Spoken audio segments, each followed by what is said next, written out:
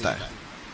اے ایمان والو، انہیں اپنا دوست نہ بناؤ، اس لیے کہ یہودی اور عیسائی آپس میں ایک دوسرے کے دوست ہیں، اتنا بھی کافی تھا۔ لیکن اللہ تبارک و تعالی نے معیار ہی بدل دیا اور اتنا بڑا حکم ارشاد فرمایا۔ اس آیہ مقدسہ نے ہر چیز کو اپنے دامن میں سمیٹ کے رکھ دیا۔ یہودی اور عیسائی کو اپنا دوست نہ بناؤ، اس لیے کہ وہ آپس میں ایک دوسرے کے دوست ہیں۔ تو بات اتنی بھی کافی تھی، لیکن فرمایا اللہ تعالیٰ نے وَمَن يَتَوَلَّهُم مِّنكُمْ، جو تم میں سے انہیں اپنا دوست بنائے گا۔ تمہیں منع کر دیا ہے، ہم نے روک دیا ہے کہ دوست بنانا، اور اگر وَمَن يَتَوَلَّهُم مِّنكُمْ، جو تم میں سے، وَمَن يَتَوَلَّهُم مِّنكُمْ، جو بھی تم میں سے انہیں اپنا دوست بنائے گا فَإِنَّهُ مِنْهُمْ، تو وہ انہی میں سے ہے۔ تمہیں بتا دیا ہے کہ دوست یہودی اور عیسائی کو کبھی دوست بنانا، اور اگر بناؤ گے تو پھر تم، اور پھر جو قرآن مجید نے بات اس آیہ مقدسہ کو جو ختم فرمایا تو فرمایا ان اللہ لا یہدی القوم الظالمین، بے شک اللہ ظالموں کی قوم کو ہدایت نہیں دیتا۔ ظلم کرنے والوں کے نصیب میں ہدایت نہیں ہوتی، وہ ظلم کرتے رہتے ہیں اور انہیں سمجھایا جائے تو مانتے بھی نہیں، اس لیے کہ ہدایت ان کا نصیب نہیں ہوتی۔ میرے بھائی، دنیا میں بد نصیب ہے وہ شخص جو غلطی کرتا ہے اور پھر مانتا بھی نہیں، اور دنیا میں کم ظرف ہیں وہ لوگ، کم ظرف جو اپنے ظالم ہونے کے باوجود ظلم پر وضاحتیں پیش کرتے ہیں، اپنی غلطیوں کا اعتراف کرنے کی بجائے ان پر دلیلیں دیتے ہیں، چھوٹے ظرف کے لوگ۔ اللہ تبارک و تعالیٰ نے فرمایا یہودی اور عیسائی کو کبھی دوست نہ بنانا۔ میرے بھائیوں، میرے بزرگوں، میرے دوستوں، ہمارا دین تعصب سے پاک ہے لیکن تسلب کا حامی ہے۔ تعصب کا مطلب یہ ہوتا ہے کہ کہنا مار دو دوسرے کو، برداشت ہی نہ کرو، اور تسلب کا مطلب یہ ہوتا ہے کہ اپنے دین میں پختہ ہو جاؤ، اپنے دین میں پکے ہو جاؤ۔ اب ہم نا ہر روز نماز کی نیت باندھتے ہیں، اللہ اکبر، سورۃ فاتحہ پڑھتے ہیں، اہدنا الصراط المستقیم صراط الذین انعمت علیہم، اتنی بھی بات بڑی تھی، کافی تھی۔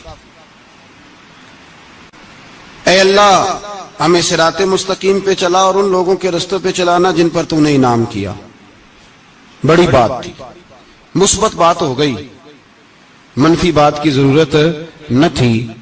لیکن اللہ تبارک و تعالیٰ نے فرمایا کہ جہاں تم مجھ سے یہ دعا مانگو نا کہ صراط الذین انعمت علیہم، یا اللہ ان لوگوں کے رستوں پہ چلا جن پر تو نے انعام کیا، انبیاء، صلحاء، اتقیاء، صوفیاء، اولیاء، جہاں یہ دعا مانگنی ہے نا، ساتھ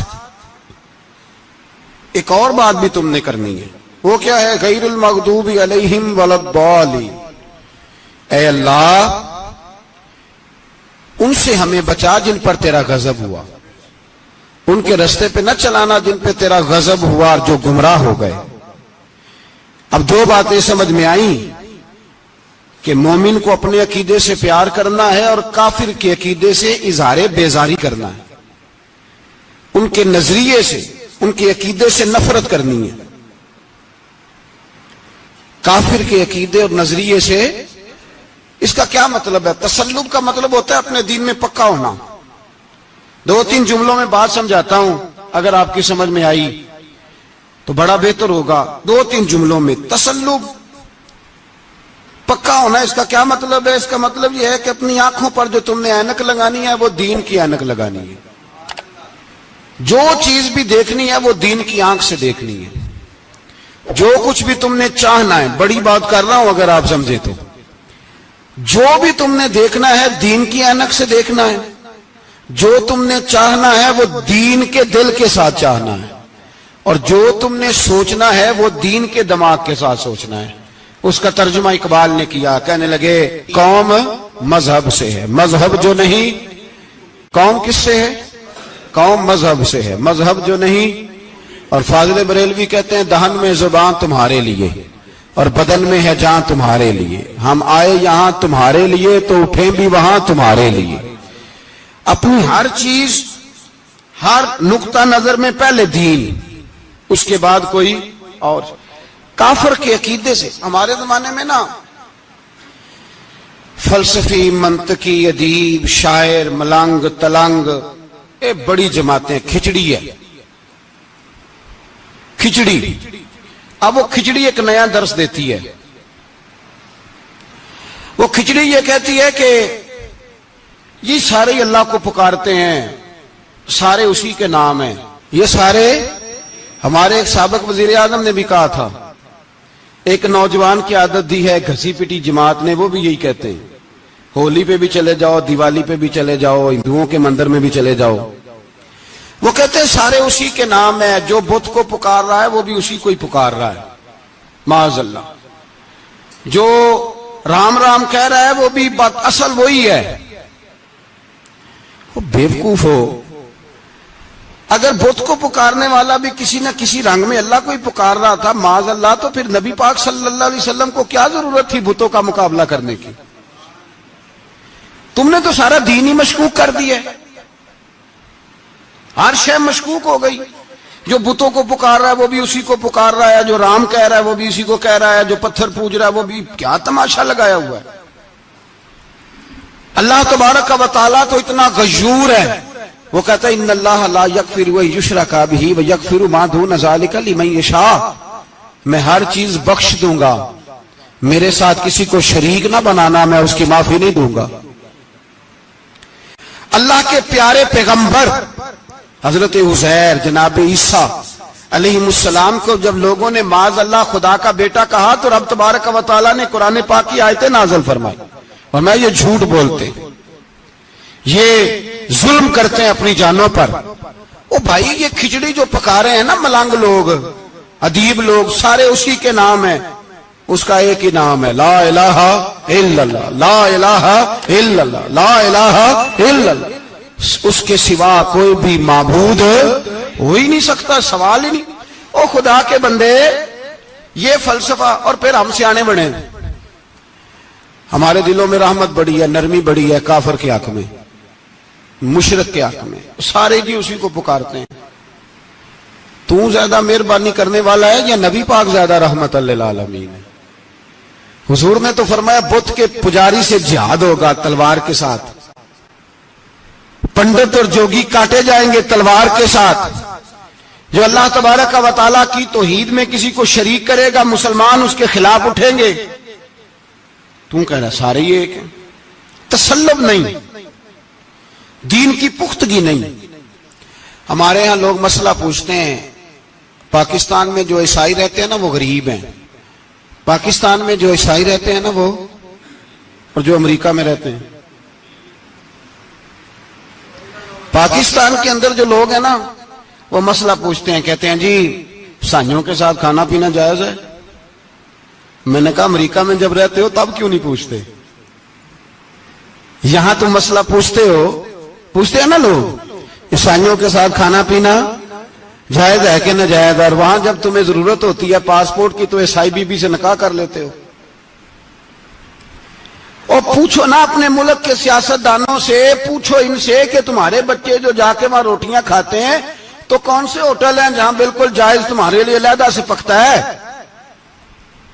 وہ جو تم نے وہاں رشتہ داریاں کی ہوئی ہیں, تمہارے بچے وہاں رہ رہے ہیں تو وہاں مسئلے نہیں یاد. اگر ایک غریب نالی صاف کرنے والا عیسائی آئے تو اس کے بارے میں فتویٰ ہے کہ اس کے ساتھ روٹی نہیں کھانی, اور ٹرمپ آ جائے تو پھر کوئی مولوی مسئلہ نہیں پوچھتا کہ اس کے ساتھ کھانا جائز ہے کہ ناجائز ہے. ہمارا وہ جو کفر کے معاملے میں اظہار بیزاری تھا, نفرت کافر کے عقیدے سے, ہم کبھی نہیں کہتے کہ عیسائیوں کے مندروں کو آگ لگا دو. کبھی جلوس لے کے گئے ہیں کہ مندر گرانا ہے؟ بولے, ان کا گرجا کبھی گرایا ہے؟ ہندو کا مندر مرزئی کی عبادت گاہ اقلیت قرار دے دیا، ٹھیک ہے، جہاں عیسائی علیحدہ سے اپنا کام کر رہے ہیں تم بھی کرو، لیکن ہم ان کے عقیدے کے کبھی بھی حامی نہیں ہو سکتے۔ اگر کہیں کہ عیسائی بھی صحیح کہہ رہا ہے، حضرت مریم کو اللہ کی بیوی کہہ رہا ہے، جناب عیسیٰ کو اللہ کا بیٹا کہہ رہا ہے، اور تو کوئی سارے اسی کے نام ہیں، تو یہ بات تیری درست، اس لیے کہ ہم تو روز کہتے ہیں قل هو اللہ احد اللہ الصمد لم یلد ولم یولد، نہ کسی کا باپ ہے نہ کسی کا بیٹا ہے، ولم یکن لہ کفوا احد، اس کا تو کوئی ہمسر ہی نہیں، اس جیسا دوسرا کوئی ہے ہی نہیں۔ تو بھائی جس عقیدے کا تو اعلان کر رہا ہے، جو آدمی تیرے عقیدے کے خلاف چل رہا ہے، اس کو تو نے صحیح کیسے کہہ دیا؟ یہ کیسے ہو؟ تو میرے بھائی اسلام یہ کہتا ہے کہ اساس، بنیاد، نظریہ، تو اپنے نظریے پہ ناز کرے گا، دوسرے کے نظریے سے اظہار بیزاری کرے گا۔ اور بھائی جاگو اور بس کر دو، جاگ جاؤ۔ اساس، بنیاد، نظریہ اصل ہے، اور اصل پر سمجھوتا ہو سکتا؟ ہو ہی نہیں سکتا۔ بخاری شریف میں ایک حدیث ہے، بات مضبوط کرنے کے لیے عرض کرتا ہوں۔ حضرت یحییٰ ایک تابعی بزرگ ہے، وہ کہتے ہیں حضرت عبداللہ ابن عمر رضی اللہ تعالیٰ عنہ میرے پاس آئے تو میں نے ان سے کہا حضور ہمارے محلے میں ایک جماعت رہتی ہے مسلمانوں کی، وہ نمازیں بھی پڑھتے ہیں، روزے بھی رکھتے ہیں، زکوٰۃ بھی دیتے ہیں، حج بھی کرتے ہیں، بس تقدیر کو نہیں مانتے، صرف ایک چیز کے انکاری ہیں، تقدیر کے۔ تو کیا حکم ہے؟ تو آپ فرمانے لگے ان سے کہہ دو کہ ہمارا تمہارا کوئی تعلق نہیں، ان سے کہہ دو ہمارا تمہارا کوئی رشتہ نہیں، ہمارا تمہارا کوئی کسی قسم کا رابطہ۔ اور فرمایا ان کو بتا دینا کہ رسول پاک کے صحابی نے فتویٰ دیا ہے جتنی مرضی نمازیں پڑھو، جتنے مرضی روزے رکھو، اور احد پہاڑ کے برابر اگر تمہارا دل کرے تو صدقے کرو، پر تمہارا کوئی عمل اللہ کی بارگاہ میں قبول نہیں جب تک تمہارا عقیدہ صحیح نہیں، جب تک تمہارا نظریہ ٹھیک نہیں، اتنی دیر تک کوئی عمل اللہ کی بارگاہ میں تمہارا قابل قبول نہیں۔ اساس پر، بنیاد پر کوئی سمجھوتا ہو سکتا؟ بنیادوں پر سمجھوتے نہیں ہوتے بھائی۔ اور ایک ہوتا ہے گناہگار، ایک ہوتا ہے غدار۔ گناہگار اور غدار میں بڑا فرق ہوتا ہے۔ ایک آدمی شراب پیتا ہے، کسی نے اس کو منع کیا تو اس نے کہا یار میری غلطی ہے، آئندہ نہیں پیوں گا، وہ گناہگار ہے۔ ایک نے کہا نہیں پینی چاہیے، وہ کافر ہے۔ ایک نماز نہیں پڑھتا، اس کو کہا پڑھ، بہانے لگاتا ہے کپڑے نہیں صحیح، رمضان سے شروع کروں گا، کوشش ہے بس، وہ گناہگار ہے۔ ایک کہتا ہے نماز پڑھنی نہیں چاہیے، وہ کافر ہے۔ ایک کے جیب میں پیسے تھے، حج کرنے نہیں گیا، بہت بڑا گناہ کیا۔ ایک کہتا ہے حج کرنا ہی نہیں چاہیے، وہ کافر ہو گیا۔ او بھائی گناہگار اور ہوتا ہے، غدار، دونوں میں فرق ہے۔ اب تو غداریاں ہو رہی ہیں، سرے عام حملے ہو رہے ہیں، حکومتوں پر پریشر ہے۔ یورپ ایک منٹ سے پہلے مرزئی کو ویزا دیتا ہے، قادیانی کو ویزا دیتا ہے۔ یہ سپر کافر ہے قادیانی اور مرزئی، اور بڑی ذمہ داری سے کہہ رہا ہوں، یہ کل بھی کافر تھے، آج بھی، کل بھی کافر تھے اور آج بھی، اور قیامت تک۔ اور اگلی بات سن لو، من شکا فی کفر ہی فقد کفر، جو ان کے کفر میں شک کرے وہ بھی کافر ہے۔ سن لو، یہ فتویٰ دے دینا بے شک جس کو مرضی۔ من شکا فی کفر ہی فقد کفر، جس بندے نے مرزئی کے، قادیانی کے کافر ہونے میں شک کیا، وہ بندہ بھی پکا کافر ہے، پیٹا کافر ہے، جس نے ان کے کافر ہونے میں۔ جڑے آکر سانو پتہ ہی نہیں لگا اسی کی کر بیٹھے، ان کے لیے کوئی قانون نہیں۔ وہ جس نے کہا ہے نا مرزئی اس کا قانون بدلنا ہے، اس کو ایک پرچی تیری میری بھی شامل ہے۔ ایسے ہی نہ کہنا کہ وہ بڑے بے ایمان نکلے، کافر نکلے، تو نے بھی ٹھپا لگایا ہے، تو ساتھ ہے، تو شامل ہے۔ جب قومی اسمبلی میں یہ قرارداد پیش ہو رہی تھی تو ان کو ووٹ دینے والے ان کے گناہ میں شریک تھے، مجرم تھے، ساتھ شامل تھے، ان کو معافی نہیں ملے گی، ان کو لمبی توبہ کرنی پڑے گی اللہ کی بارگاہ میں، انہیں آنسو بہانے پڑیں گے ان کو ٹھپے لگانے کی وجہ سے۔ بچ نہ جایا کرو کہ حکمران برے ہیں تو ہم بڑے نیک پرہیزگار ہیں. چھپے لگانے والے ساتھ شریک ہے جرم. کہتے پتہ ہی نہیں چلا. کیسے پتہ نہیں چلا؟ کیسے پتہ نہیں چلا؟ یہ تو جو مدہوش ہوتے ہیں انہیں پتہ چل جاتا ہے یہ نبی پاک کی عزت کی بات ہو رہی ہے. بندہ مدہوش ہو نا، مدہوش بے ہوش ہو مسلمان، رسول اللہ کی بات ہو تو اس کی بھی آنکھیں کھل جایا کرتی ہیں. اور تم جاگتے پڑھے لکھے اسمبلیوں میں بیٹھے مالدار، تم پتہ ہی نہیں چلا قانون بدل گیا، خبر ہی نہیں ہوئی. یہ دھوکہ کسی اور کو دینا. ہم تمہارے ان دھوکوں میں آنے والے کہ کسی اور کو سنانا کہانیاں. ہمیں نہیں سمجھ آتی تمہاری کہانیاں. کہتے غلطی ہو گئی، بھول گئے. اور وزیر اعلیٰ صاحب کہتے ہیں اس کو نکال دینا چاہیے. کس نے نکالنا ہے نا تماشا. کہتے اس کو نکال دینا چاہیے جس نے اس قانون میں. تو کس نے نکالنا ہے؟ حکومت تو آپ کی ہے، تو کون نکالے گا؟ شرم کرو، مر جاؤ ڈوب کے. یہ تمہارا طریقہ ہے؟ جرم کرتے اور جرم کر کے کہتے ہو نہیں نہیں نکال دینا. کون نکالے گا؟ نکالو پتہ چلے تمہارا. امیر ملت پیر جماعت علی شاہ صاحب محدث علی پوری رحمت اللہ علیہ، پیر صاحب فرماتے ہیں جب پاکستان بن رہا تھا تو ہم نبی پاک صلی اللہ علیہ وسلم کی عظمتیں بیان کیا کرتے تھے. ہم کہتے تھے لوگوں پاکستان بنے گا تو اس میں نبی پاک کا نظام آئے گا، غریب امیر کا فرق مٹ جائے گا، اس میں کوئی برادری نہیں ہوگی، ایک برادری ہوگی جس کا نام مسلمان ہوگا. اس میں چھوٹا بڑا امیر غریب ایک ہی صف میں کھڑے ہو گئے، محمود و ایاز، نہ کوئی بندہ رہا نہ کوئی بندہ نواز. یہ پاکستان ہوگا. اور کہتے ہیں ہندو پنڈت تقریریں کرتے تھے او وہاں نبی پاک کا نظام نافذ ہوگا، معاذ اللہ ہاتھ کٹیں گے، گردنیں کٹیں گی، بڑا وہ معاذ اللہ مخالفت کرتے تھے. وہ کیا پتا تھا کہ بعد میں یہاں بھی سارے وہی تماشے ہوں گے جو وہ کہہ رہے ہیں. تو پیر صاحب کہتے ہیں کہ جگہ ہندوؤں کا جلسہ تھا، ہندوؤں کا پنڈت تقریر کر رہا تھا، وہاں سارے ہندو بیٹھے تھے. تو اس پنڈت نے نا تقریر کرتے کرتے نبی پاک کی شان میں کوئی بے ادبی کر دی معاذ اللہ. چونکہ سارے ہندو تھے، کوئی مسلمان نہیں تھا. ایک ملنگ بیٹھا تھا دور، اس نے دوری ڈنڈا پکڑا ہوا تھا اور کوئی اپنی موج کا کام کر رہا تھا. آپ کو پتا ہے ان کے پاس جو ڈنڈا ہوتا ہے بڑا رنگین ہوتا ہے، کوئی اسپیشل بنایا ہوتا انہوں نے. تو بیٹھا تھا ملنگ. میں نے کہا بے ہوش بھی ہو نا، جو بے ہوش ہو مسلمان، رسول اللہ کا نام آئے تو اس کی بھی آنکھیں کھول جایا کرتی ہے. تیری بند کی باندھی رہ گئی ہے، کیسے ہو گیا؟ ہاتھ میں ڈنڈا تھا اور وہ اپنے کام لگا ہوا تھا. جب اس کے کانوں میں اسپیکر کی آواز آئی نا کہ نبی پاک کے بارے میں بات کی ہے تو ڈنڈا اٹھایا، پیچھے سے اسٹیج پہ چڑھ گیا. اور ہندوؤں نے سمجھا ملنگ آدمی ہے، اس نے کیا کرنا ہے. آیا پنڈت کے پاس اور وہ کہتا ہے میں نے 3 ڈنڈے اتنی زور سے مارے کہ چوتھے کی ضرورت ہی نہ پڑی.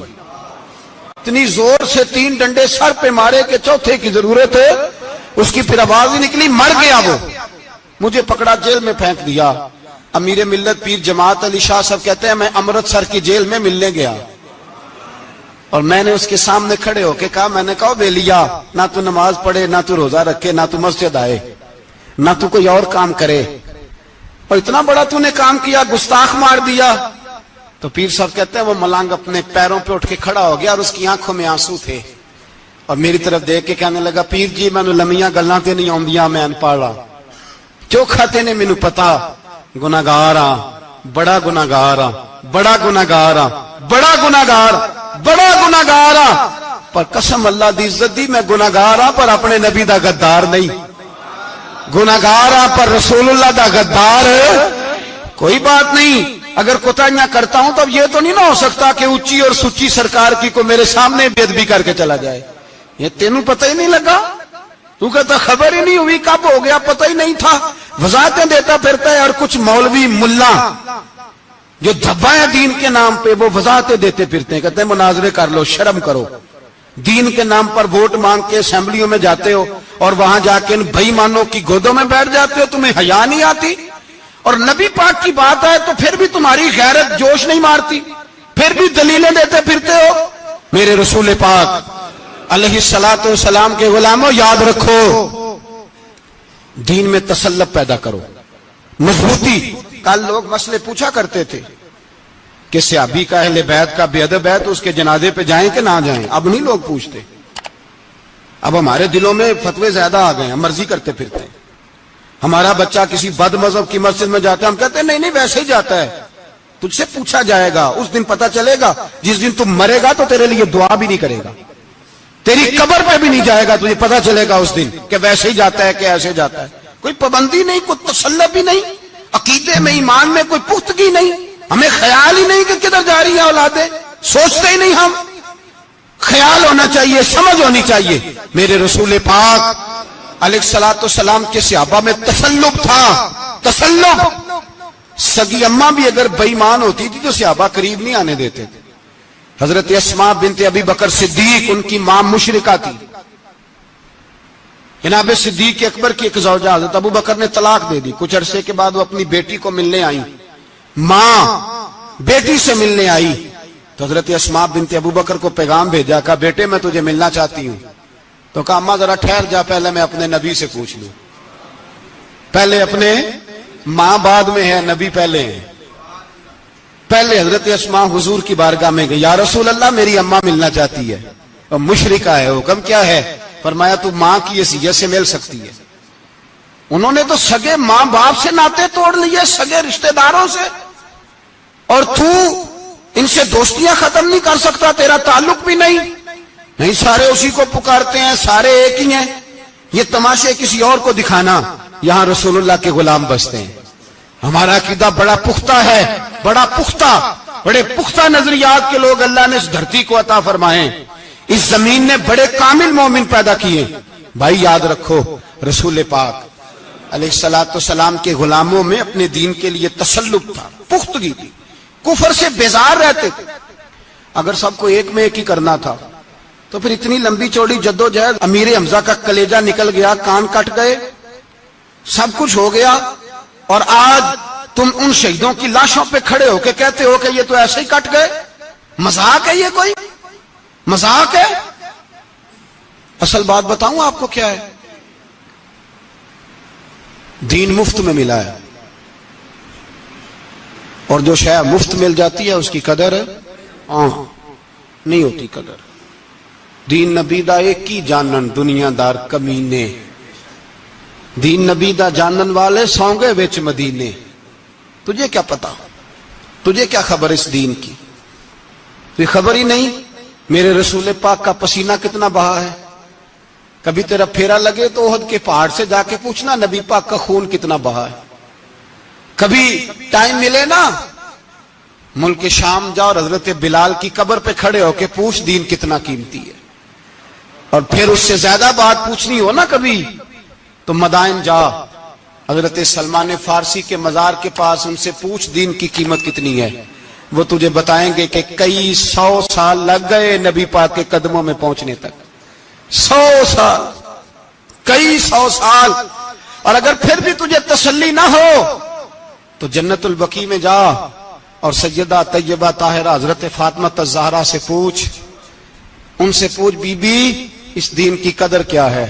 وہ تجھے بتائیں گی کہ جب دین کے چہرے پہ سرخ رنگ بھرنا تھا تو میں نے حسین کا خون دے کے بھرا. وہ تجھے بتائیں گی کہ اس دین کو جب پینٹ کرنا تھا تو میں نے جناب علی اصغر کے بازوؤں کے ساتھ مصوری کی ہے. اس کو آسان سمجھ رکھا ہے لوگوں نے، آسان سمجھ رکھا ہے. کہا تم کٹ گئے، اور آج اٹھنے والا صوفی اور درویش کہتا ہے سارے ایک ہی ہیں، سارے اسی کو مانتے ہیں. جس سیاستدان کا دل کرتا ہے وہ جا کے مندروں میں پوجا کر آتا ہے، جس کا دل کرتا ہے وہ جا کے ہندوؤں کی ہولی اور دیوالی میں شریک ہو جاتا ہے. سب ایک ہی ہیں. اگر ایک ہی تھے تو حسین کا علی اصغر کیوں شہید ہوا؟ اگر سب ایک ہی تھے تو جناب علی اکبر کیوں شہید ہوئے؟ سارے ایک ہی تھے تو پھر ٹھیک ہے، مست رہنا چاہیے تھا. یہ مذاق ہے اتنی قربانیاں؟ شرم ہی نہیں آتی بات کرتے ہوئے؟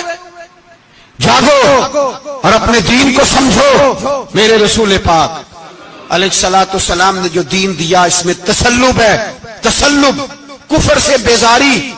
کتنی بیزاری؟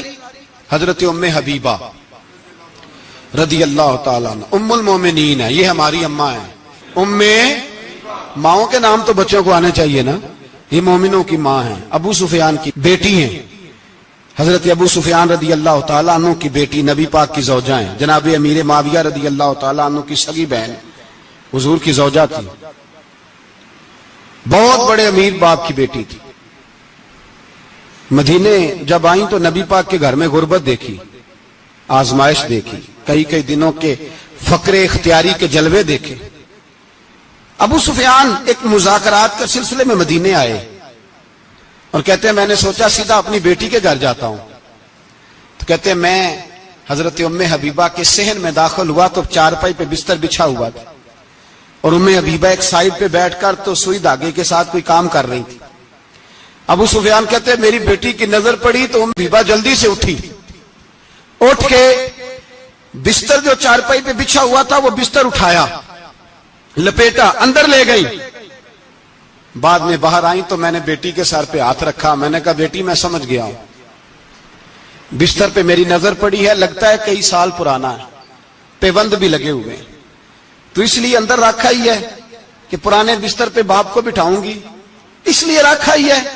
تو بیٹی امیر گھر سے آئے تو غریب گھر میں اس کی شکایتیں ختم نہیں ہوتی، پر دین کے ساتھ تسلط ام المومنین کا، پختگی اور کفر سے بیزاری، کہنے لگی ابا جی ابھی آپ کافر ہیں نا، تو آپ کی سوچ ابھی بدلی نہیں، میں اس لیے نہیں بستر اندر رکھ کے آئی کہ آپ کے قابل نہیں تھا، میں تو اس لیے رکھا ہوں کہ وہ میرے نبی کا پاک بستر ہے اور آپ ناپاک ہیں، وہ پاک بستر ہے۔ انما المشرکون نجس، مشرک ناپاک ہوتا ہے، باپ ہونا علیحدہ بات ہے، لیکن میرے دل میں باپ کی قدر بعد میں ہے میرے دل میں، اور رسول اللہ کے بستر کی قدر پہلے ہے، رسول اللہ کی نہیں، رسول اللہ کے بستر کی قدر ہے کہ باپ بیٹھ نہ جائے۔ اتنی نفرت مشرک سے، اتنا اظہار، وہ باپ بھی ہو تو اتنی نفرت، لوگوں نے پیچے ڈالے ہوئے ہیں پیار کے، محبت کی پینگیں چڑھا رہے ہیں، اور سارے یہ کہیں گے سب صحیح ہے، اور ہمارے دلوں میں نرمی، ہمارا اپنا جوان باہر جاتا ہے، وہ یہ نہیں دیکھتا کہ میں جس سے شادی کرنے لگا ہوں نیشنلٹی زیادہ ضروری ہے کہ ایمان، پیسے زیادہ ضروری کہ ایمان، دین زیادہ ضروری کہ دولت۔ عجیب تماشا ہے، بیچتے پھرتے ہیں، فار سیل کر دیا مذہب کو، تسلط بھی نہیں، کوئی خیال ہی نہیں، توجہ ہی نہیں ہماری۔ میرے رسول پاک علیہ الصلوۃ والسلام کے صحابہ جو چٹان تھے دین کے معاملے میں، اپنا پیارا بھی سامنے آتا تھا تو کافر سمجھ کے قتل کر دیتے، اس لیے کہ وہ سمجھتے تھے قوم مذہب سے ہے، مذہب جو نہیں تم بھی نہیں، اگر دین نہیں رہے گا تو کوئی شے باقی نہیں رہے، یاد رکھنا، اگر دین نہیں رہے گا۔ میرے حبیب پاک علیہ الصلوۃ والسلام کے غلاموں کا یہ حال تھا۔ احد کے اندر افواہ پھیل گئی کہ حضور شہید ہو گئے، حضرت انس بن مالک کے چچا تھے انس بن نضر رضی اللہ تعالیٰ عنہ، جب افواہ پھیلی نا حضور شہید ہو گئے تو جناب انس بن نضر اٹھے، تلوار پکڑی، صحابہ سے کہنے لگے یہاں کیوں بیٹھے ہو؟ کہا حضور شہید ہو گئے، ہم کیا کریں؟ فرمایا حضور شہید ہو گئے تو ہم زندہ رہ کے کیا کریں گے؟ یہاں کیوں بیٹھے ہو؟ ہمارا جینا بھی مصطفیٰ کے لیے، مرنا بھی مصطفیٰ کے لیے، اگر حضور علیہ الصلوۃ والسلام وصال کر گئے تو اٹھو، ان بے ایمانوں سے لڑتے ہیں جنہوں نے مصطفیٰ کو شہید کیا ہے، اٹھو۔ حضرت انس بن نضر میدان میں نکلے، اس طرح لڑے کہ صحابہ کہتے ہیں نہ زخموں کی پرواہ، تیر برستے رہے پرواہ کوئی نہیں، تلواریں چلتی رہی پرواہ کوئی نہیں، ان کے وجود پر نیزوں کے زخم آتے رہے پرواہ کوئی نہیں۔ حضرت انس بن نضر اتنا لڑے کہ شہید ہو گئے، اور جب شہادت کے بعد ان کی لاش دیکھی تو 80 زخم نظر آئے، تلواروں کے، نیزوں کے 80 زخم۔ حضور کے لیے ان لوگوں نے جانیں دے دی، پرواہ ہی نہیں کی۔ یہاں اس مسئلے کو ہمارے ہاں لوگ سمجھتے ہی نہیں۔ ختم نبوت کا مسئلہ بڑا حساس مسئلہ ہے۔ ما کان محمد ابا احد من رجالکم ولکن رسول اللہ وخاتم النبیین۔ ہم ختم بھی پڑھے نا کسی کا تو اس میں بھی ختم نبوت والی آیت پڑھتے ہیں، اس لیے کہ یہ بنیادی مسئلہ ہے۔ ہم لوگوں کو بتاتے ہیں کہ جو مرنے والا گیا ہے نا دنیا سے، وہ نبی پاک کی ختم نبوت کا اعلان کرتا ہوا گیا ہے۔ ہم لوگوں کو یہ بات بتلاتے ہیں، میرے حبیب پاک علیہ الصلوۃ والسلام کی 150 کے قریب حدیثیں ہیں کہ میں آخری نبی ہوں، میرے بعد کوئی نبی نہیں ہے۔ 150 کے قریب حدیثوں میں حضور نے ارشاد فرمایا، جگہ جگہ محبوب پاک نے وضاحت فرمائی کہ میں آخری نبی ہوں، میرے بعد کوئی نبی ہو سکتا، وضاحت۔ اور ہمارے علماء نے لکھا ہے جو دعویٰ کرے کہ میں نبی ہوں، اور جس بندے نے اس سے یہ کہا کہ چل کوئی دلیل دکھا، وہ بھی کافر ہو گیا، وہ بھی کافر۔ کیوں تو نے یہ سوال کیا؟ یہ حساس نوعیت کا مسئلہ ہے۔ میرے رسول پاک علیہ السلام کے غلاموں نے ایک پیغام دیا ہے ہمیں، اس پیغام کو یاد رکھنا۔ حضرت سعد بن ربیع رضی اللہ تعالیٰ عنہ کو احد کے میدان میں اتنے زخم لگے کہ اٹھا نہیں جاتا تھا۔ نبی پاک صلی اللہ علیہ وسلم نے فرمایا جاؤ کو میرے سعد بن ربیع کا پتہ کرو وہ کہاں ہے۔ صحابہ آئے تو فرماتے ہیں جب ہم ان کے پاس پہنچے تو ان کی روح پرواز کر رہی تھی، آخری لفظ انہوں نے ادا کیے، کہنے لگے ادھر آؤ صحابہ ادھر آؤ، میری وصیت سن لو۔ ہم قریب گئے، ہم نے کہا شاید بچوں کے بارے میں، اولاد کے بارے میں، گھر کے بارے میں کوئی وصیت کریں گے، تو حضرت سعد بن ربیع نے وصیت فرمائی، کہنے لگے جا کے نبی پاک کے غلاموں کو میرا پیغام دے دینا، جا کے امت مسلمہ کو میرا پیغام دے دینا کہ مسلمانوں اگر تم میں سے ایک بھی زندہ ہوا اور نبی پاک کی ناموس پر کوئی حرف آیا تو پھر اللہ کی بارگاہ میں تمہارا کوئی عذر قبول نہیں کیا جائے گا۔ یہ میدان احد میں سر سے لے کر پاؤں تک زخم لگے ہوئے ایک صحابی کا پیغام ہے امت مسلمہ کے نام۔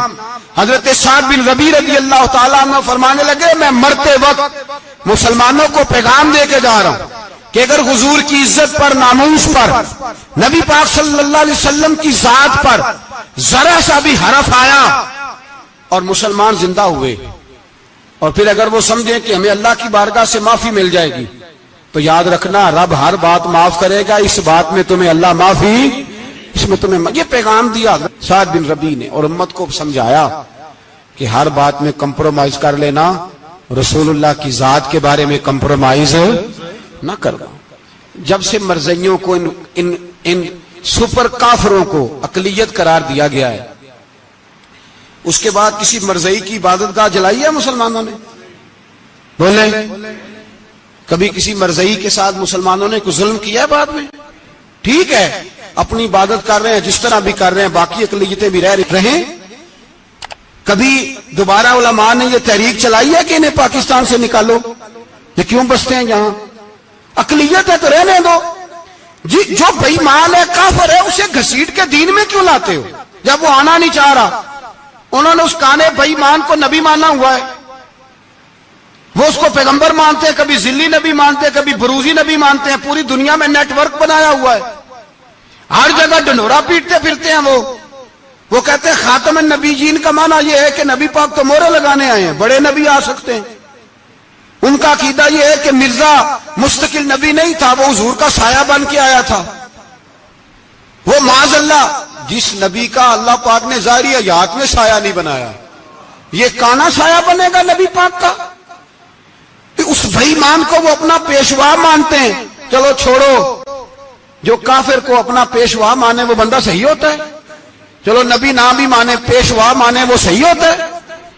اتنے پکے بے ایمانوں اور کافروں کو تم لوگوں نے گنجائش دینے کے لیے صرف مغربی یہ جو بنانا چاہتے ہیں نا، یہ اپنے اوپر سے لیبل اتارنا چاہتے ہیں کہ نہیں جی نہیں ہم تو سب کو لے کے، وہ تو کئی دفعہ کہہ چکے ہیں جی سارے اسی کو پکارتے ہیں۔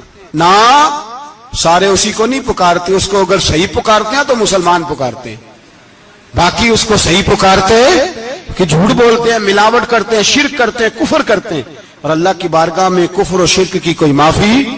یہ دنیا کو بتانا چاہتے ہیں نہیں جی نہیں ہم بڑے نرم ہیں، ہم بڑے ایسے ہیں، ہم کوئی نرم نہیں، ہم نرم ہیں رحماء بینہم۔ لیکن اگر عقیدوں کو چھیڑو گے، رسول اللہ کی عزت اور ناموس اور ختم نبوت کو چھیڑو گے تو اقبال کہتے ہیں ہم بڑے نرم ہیں، اتنے نرم ہیں جیسے ریشم ہوتا ہے، وہ ہلکا ہے یاراں تو بریشم کی طرح نرم، اور رزم حق و باطل ہو تو فولاد ہے مومن۔ پھر ہم نرم نہیں، پھر ہمارے اندر بڑی سختی ہے، بڑی سختی۔ حضرت ابو بکر صدیق سب سے زیادہ نرم تھے، پر ختم نبوت کا معاملہ آیا تو سب سے زیادہ سخت حضرت ابو بکر صدیق ثابت ہوئے، سب سے زیادہ۔ ہم بڑے سخت ہیں، بڑے سخت۔ چیک نہ کیا کرو مسلمانوں کے ایمان کو، ٹٹولا نہ کرو۔ میری آپ سے بھی اپیل ہے کہ ایسے ہی کو بندہ اگر آپ کے گھر آ جائے نا اور آ کے کہے میں فلاں صاحب ہوں تو روب میں نہ آیا کرو، اس سے پہلے پوچھا کرو یوں تو سید بھی ہو، مرزا بھی ہو، افغان بھی ہو، تم سبھی کچھ ہو، بتاؤ کہ مسلمان بھی ہو۔ بس کر دیں، اب بس کر دیں، ان لوگوں کے ہاتھ مضبوط کر دیں جو ہاتھ بڑھاتے ہیں تو نبی پاک کی ختم نبوت پہ ہی ڈال لیتے، ان کے ہاتھ مضبوط کرنے بند کرو ان ظالموں کے ہاتھ مضبوط کرنے۔ حضور آخری نبی ہیں، بولیے نبی پاک، سارے بولیے حضور۔ حضور کے بعد جو کسی اور کو نبی مانے وہ کل بھی کافر تھا، آج بھی قیامت تک وہ، جو اس کے کفر میں شک کرے وہ بھی، جو مرزائی قادیانی کے کفر میں شک کرے وہ بھی کافر ہے۔ مر جائے تو مسلمانوں کے اس قبرستان میں اس کا دفن ہونا جائز ہے، مسلمان کا اس کے لیے تعزیت کرنا جائز ہے، مسلمان کا اس کے حق میں نرمی پیدا کرنا جائز ہے، نہیں، مسلمان کا اس شخص کے بارے میں کسی قسم کی گنجائش دینا جائز ہے۔ کل بھی کافر تھے، آج بھی کافر ہیں، قیامت تک کافر رہیں گے۔ مسلمان وہ رہے گا جو کہے گا کہ نبی کی ہر شان کو ہم مانتے ہیں، حضور خاتم النبیین ہے، زبان سے اقرار کرتے ہیں اور دل سے اس پر ایمان لاتے ہیں، وہ بندہ مسلمان رہے گا۔ ہم حکومتوں کو سمجھاتے ہیں اپنی قبریں خراب نہ کرو، اپنی آخرت تباہ نہ کرو، نہ بس تھوڑا سا وقت ہے، تمہارے باپ دادا مر گئے، ان کا نام بھی کوئی نہیں لیتا، تم بھی دنیا سے جاؤ گے، خدا را ہم تمہیں سمجھاتے ہیں، ہم درد مندانہ اپیل کرتے ہیں، اپنی آخرت بچاؤ۔ یہ اسمبلیاں چند روزہ، یہ حکومتیں چند روزہ، ادھر جا کے دیکھ لو شدرے میں وقت کا بادشاہ لیٹا ہے، لیکن کوئی نہیں جاتا۔ بادشاہ تھا، اٹھتا تھا تو دنیا اٹھتی تھی، بیٹھتا تھا تو دنیا بیٹھ جاتی تھی۔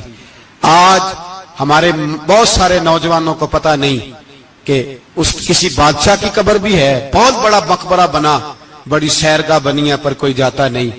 چند قدم راوی کراس کر کے دیکھ لو، داتا علی اجمیری لیٹے ہوئے، ایک دن کے لیے بھی چھوٹی سی اسمبلی کے ممبر بھی نہیں بنے۔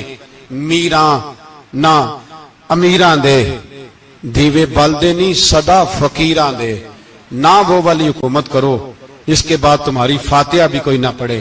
اور جا کے دیکھ لے، داتا صاحب کی قبر کے چاروں جانب پھٹیاں لگی ہوئی ہیں، سارا دن ساری رات اللہ کا قرآن پڑھا جاتا ہے، دن رات وہاں درود پڑھے جاتے ہیں، ان کو اصالہ ثواب کیا جاتا ہے۔ یہ والی زندگی جی، واپس آ جا، نہ اپنی آخرت خراب کر، بچ جا، وقت کی حکمران لوٹ آ، رسول اللہ کے قدموں میں بیٹھو، اعلان کرو، بغاوت کرو نبی پاک کے دشمنوں کے خلاف، اور حضور کے سچے غلام بن کے جیو۔ اگر سچے غلام بنو گے تو حضرت عمر بن عبدالعزیز کی طرح تمہارے تذکرے ممبروں پہ رہیں گے، اور اگر غداری کرو گے، غداری، تو یزید کی طرح تمہاری اپنی اولادیں بھی تمہارا نام نہیں لیں گی، اپنی اولادیں بھی تمہارے تذکرے چھوڑ جائیں گی۔ یاد رکھنا، اللہ کی لاٹھی بڑی بے آواز ہے، کل من علیہ فان، فنا کر دیتا ہے ہر چیز کو۔ دعا ہے اللہ ہمیں سمجھنے کی توفیق عطا فرمائے۔